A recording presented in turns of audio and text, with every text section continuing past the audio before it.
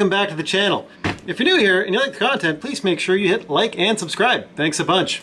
Alright, so this video is basically a 1 month later video on this guitar right here, my AliExpress Girls Kramer Knockoff guitar.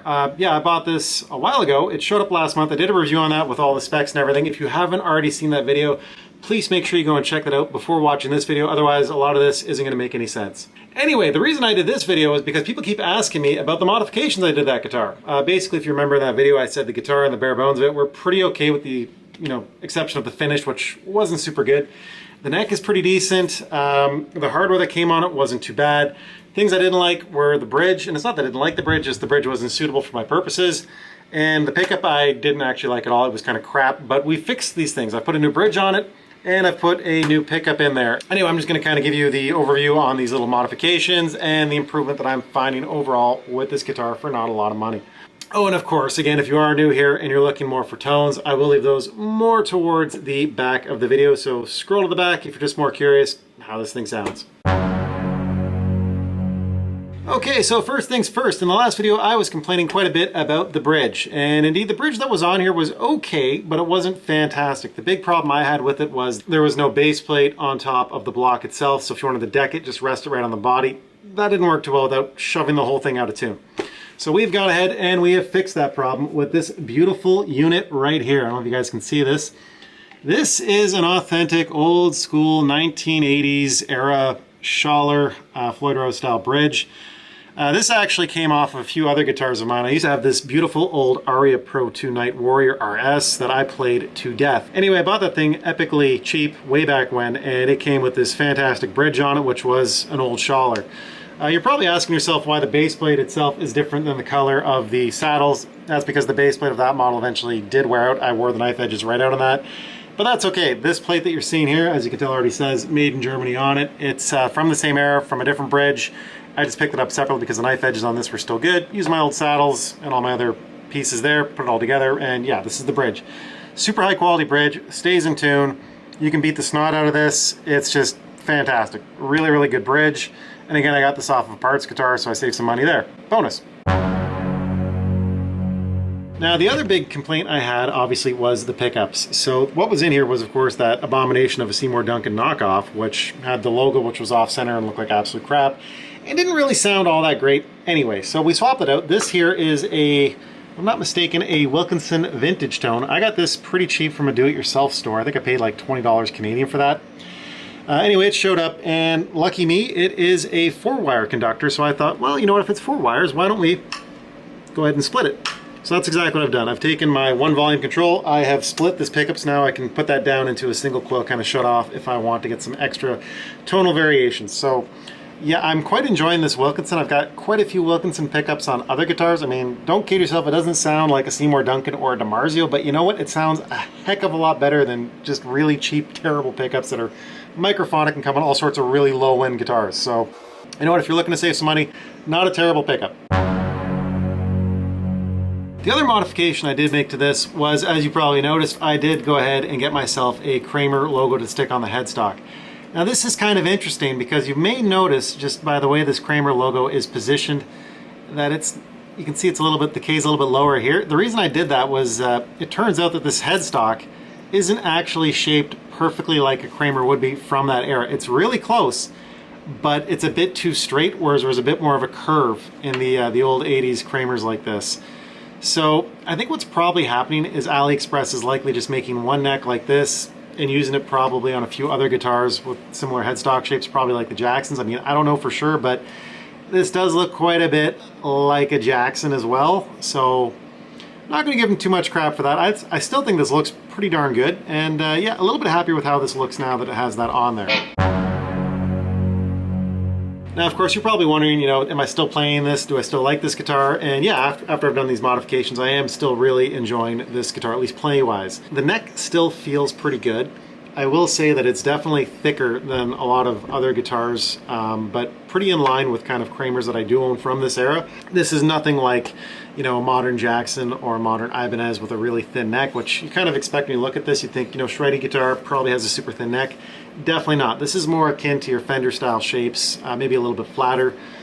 But yeah, pretty comfortable. Still don't mind it. Still haven't had to do any fretwork, which is amazing. So this is just stock fretwork. Everything is fine. The level seems okay. No buzzing, no weird stuff like that. So that's a huge bonus. As far as neck relief goes, I don't think I adjusted it. Maybe like a quarter turn at most. Pretty good from the factory. Really surprising. Decent quality. So again, the only thing I'm going to complain about, and I'm still complaining about it, is the finish. Now, of course, from a distance, this looks pretty good. Looks pretty authentic. Girls, girls, girls. But if you get up really close, you'll notice there's all sorts of bleed through on the actual text itself. The text is a little bit off. It's not the right text. It's not quite the right font. The color's a little bit off. But on top of that, there is just tons and tons of bleed through. Initially, when I was messing around with this, I thought it was probably a sticker they'd put on here and just clear coat it over. The more I look at it, I'm thinking, no, they must have actually covered this off and then peeled it off, because there's all sorts of blemishes for paint you can see all around the actual lettering itself. But not only that, you're seeing a lot of bleed in the letters, which is not great. And of course, there are bumps and scratches and all sorts of crap all over this thing. So the finish, I will say, is pretty much garbage, but the bare bones in the guitar are good. The other thing I'm going to say about AliExpress guitars, and it seems to go for all of them, is I don't know what they're using to harden their clear coat, but it's like super hard and extremely brittle. So brittle that barely touching this with anything abrasive, you're going to put scratches in the finish. Yeah, again, I'm still not crazy about this finish. I don't like the quality of it. There's raised spots, dents. Obviously, really just poor attention to detail for the actual lettering itself. I'm still thinking I'm probably going to put a guitar skin over here just to try and make it look a little bit better, because yeah, this is a pretty weak attempt at a girls, girls, girls guitar, but we knew that was a potential possibility anyway. I think I highlighted a lot of this stuff, with the EVH guitar that I reviewed a year or two ago. Same sort of mistakes, same lack of attention to detail, but again, the bare bones of the guitar, pretty good. Anyway, you probably want to know a thing or two about tones. Let's talk about those. Okay, so like I said, I did switch out this bridge humbucker. Now we've got a Wilkinson. I think it's a vintage tone in there. Wasn't expensive. I think I paid less than $20 Canadian for that, but it was a 4-wire, which let me split it. So anyway, these are the tones we're looking at clean. Here's, a D minor 7.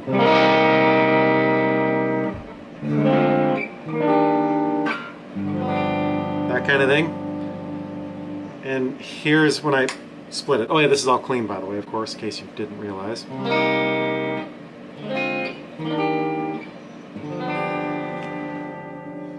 So as you can hear, that's a pretty big difference.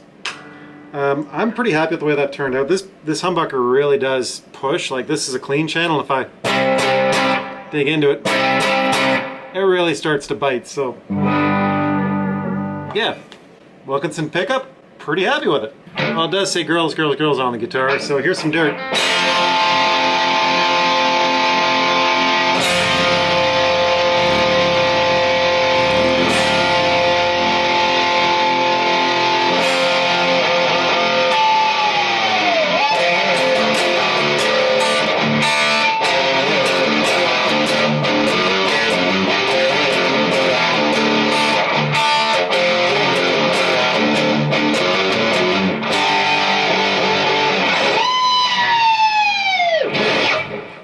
Sounds pretty okay. But you probably want to hear something a little bit more polished with a bit more leads. So here we go. Here's how it sounds now with this bridge, this pickup, and some leads.